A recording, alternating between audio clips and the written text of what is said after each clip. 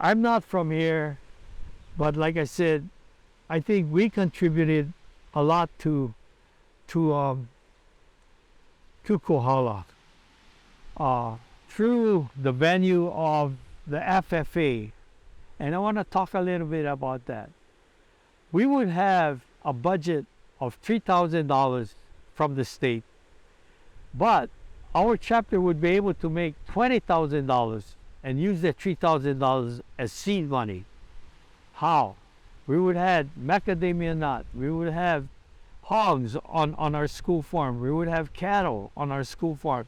We would have crops, you know, and we would actually almost, you know, self-sustaining, self-sufficient, you know. And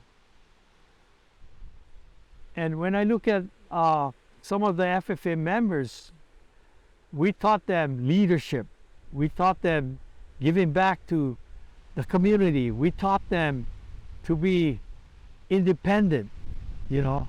We taught them to choose a career that would be self-sufficient, at the same time give back to your community, no matter what community you go. We teach them how to work hard. We teach them the word hana. We teach them that hana is just not work.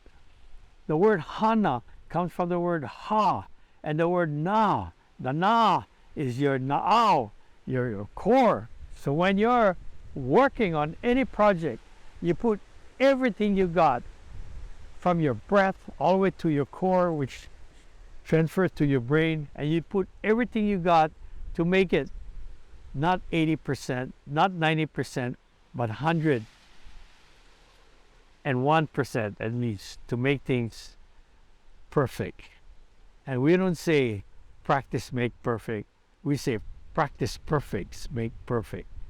And FFA was, you know, people like Jocelyn Manuel, who was a treasurer at that time, and our bank book was $20,000, you know, from raising animals and raising crops on the farm and making open market. And when you see the parade today, if you go to any parade that we have, King Kamehameha Day parade or whatever, there is people on horses with flowers and leaves attached to the horses, and on them beautifully sharing their aloha spirit. Yeah, that was because the FFA started that. We brought in a person from Oahu to teach us how to make leis. We had Marie McDonald, who was the author for Kale, to make leis. And then we started that. So now when you look at the parade that's happening and you see floral arrangements on the horses and they're decorated with leis, it's a third generation that's doing it now, you know. And we say that if you want to make something happen, you got to do it for 7 generations. Yeah.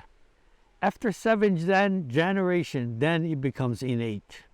Okay. Not only with your hands, but with your belief, with your values. So if you can pass on your values for 7 generations, and one of it is working hard, you know, respecting others,